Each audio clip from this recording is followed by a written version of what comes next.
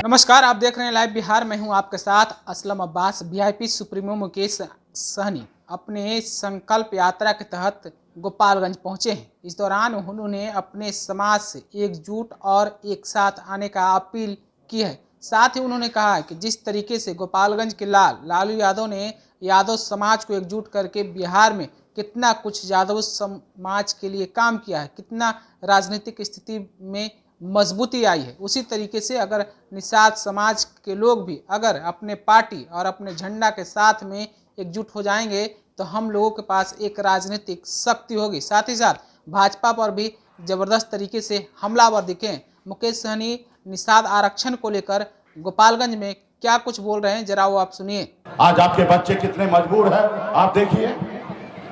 अभी 3 महीने के बाद ठंडी का समय आएगा। ऐसा ठंड होगा बिहार में कि लोग घर से नहीं निकलेंगे, लोग अपने रजाई से बाहर नहीं निकलेंगे, लोग अपने कंबल से बाहर नहीं निकलेंगे। लेकिन उसी जगह आपका भाई, आपका बेटा, आपका पति घर से बाहर निकलता है, पानी में उतरता है, फिर मछली मारता है, फिर मछली बाजार में बेचता है, तब उसका घर पे चूल्हा जलता है। आप बताइए ना, आज निषाद समाज में बच्चा जन्म लेना कोई गुनाह है? लेकिन लगता तो गुनाह है।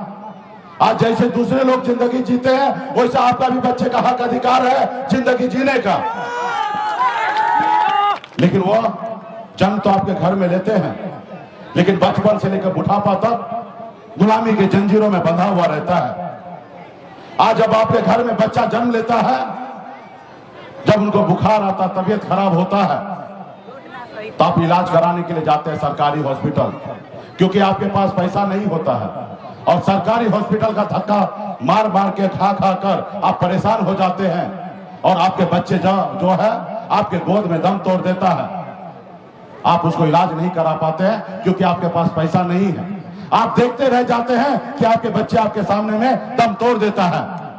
लेकिन वही अगर पैसे वाले के घर में बच्चा जन्म लेता है, जब वो बीमार पड़ता है तो उसका माँ बाप लेके जाता है प्राइवेट हॉस्पिटल में इलाज कराता है, क्योंकि उसके पास पैसा होता है, और वो अपने बच्चे को इलाज कराता है, उसको एक नई जिंदगी देता है।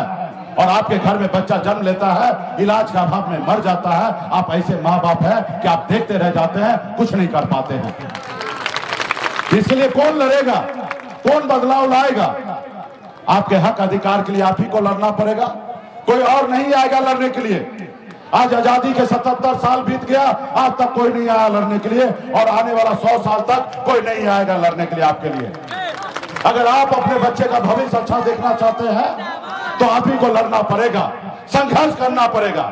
लोग चांद पे सोच रहा है घर बनाने के लिए, लेकिन आज भी हमारे लोगों के लिए धरती पे घर नहीं है रहने के लिए, उनके घर पे जाने के लिए रास्ता नहीं है।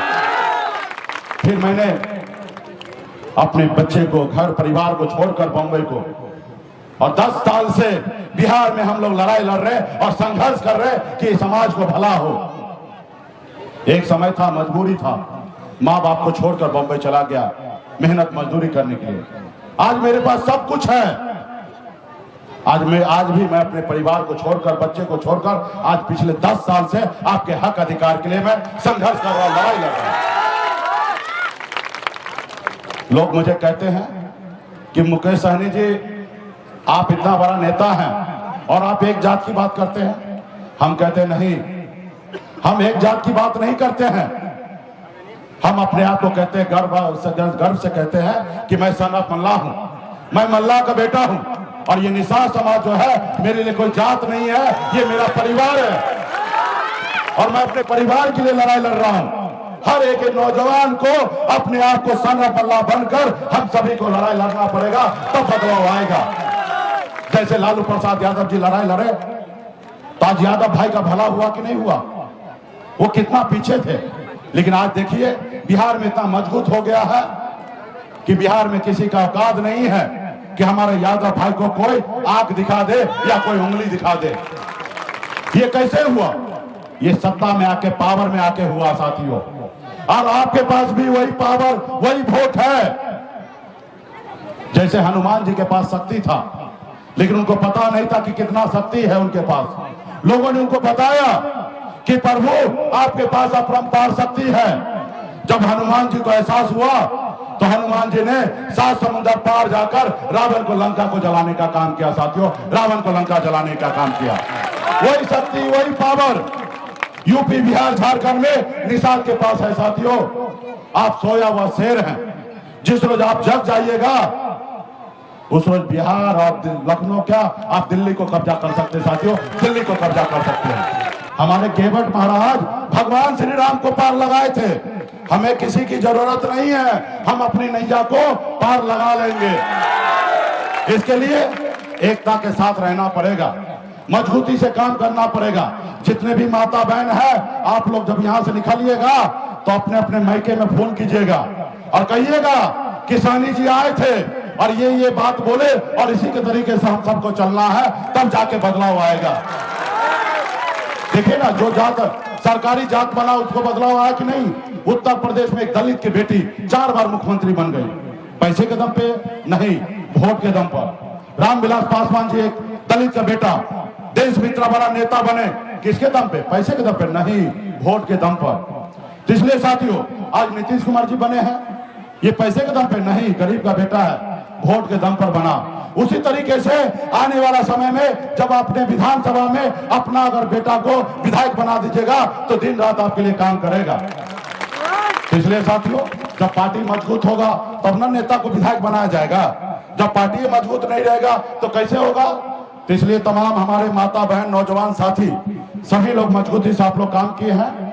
आगे भी कई जगह कार्यक्रम है, तो क्या आप लोग लड़ाई लड़ने के लिए तैयार हैं? चलिए, क्या बात है, पूरा गोपालगंज में जोश ही जोश है भाई। इतना जोश हमको सब जगह नहीं दिखता है। और मैं कहता हूं कि रिकॉर्ड है, इतना गर्मी में इतना बड़ा संख्या में जितना हमारा भाई लोग पुरुष नहीं है उससे ज्यादा महिला माता है यहाँ पे, और ये सबसे बड़ी बात है। तो इसलिए माता बहन कोई भी लड़ाई के लिए मजबूत संकल्प लेना पड़ेगा। जैसे दशरथ मांझी एक मुसर का बेटा ने कहा, जब तक ये पहाड़ को तोड़ेंगे नहीं तब तक छोड़ेंगे नहीं, और मुसर के बेटा ने पहाड़ को तोड़कर रास्ता बना दिया। उसी तरीके से कोई भी लड़ाई लड़ने के लिए संकल्प लेना पड़ेगा। जैसे हमारे पूर्वज ने संकल्प लिया था कि हम देश को आजाद कराएंगे ताकि हमारे आने वाला पीढ़ी सर उठा के जिएगा, उन्होंने संकल्प लिया, फिर जीत हुआ। और आप देखते होंगे गांव में जब सत्यनारायण भगवान का पूजा जब करते होंगे ना, तो पंडित जी हाथ में गंगा जल और तुलसी या पान फूल देता है और कहता संकल्प कीजिए कि सच्चे मन से पूजा कर रहे हैं कि नहीं कर रहे हैं। उसी तरीके से अगर आप अपने बच्चे का हक अधिकार के लिए लड़ाई लड़ना चाहते हैं तो सच्चे मन से लड़ाई लड़ना चाहते हैं कि नहीं, इसके लिए आपको बताना पड़ेगा और उसके लिए आपको संकल्प लेना पड़ेगा। क्या संकल्प लेने के लिए तैयार है? चलिए, बहुत बहुत धन्यवाद। इस बार तो हम ऐसा दवा बनाए हैं ना, जैसे कोरोना काल में देखे होंगे देश के डॉक्टर ने एक दवा बनाया था, वैक्सीन, देश के लोगों को सुरक्षित करने के लिए। इस बार हम भी एक वैक्सीन बनाए हैं। यूपी, बिहार, झारखंड में निषाद का बेटा सुरक्षित हो, इसके लिए एक वैक्सीन बनाए हैं। और वो वैक्सीन लगाइएगा यहाँ, अब मोदी जी का कुर्सी हिलेगा दिल्ली में। वो वैक्सीन का क्या नाम है मालूम है? वो वैक्सीन का क्या नाम है मालूम है? उस वैक्सीन का नाम है गंगा जल।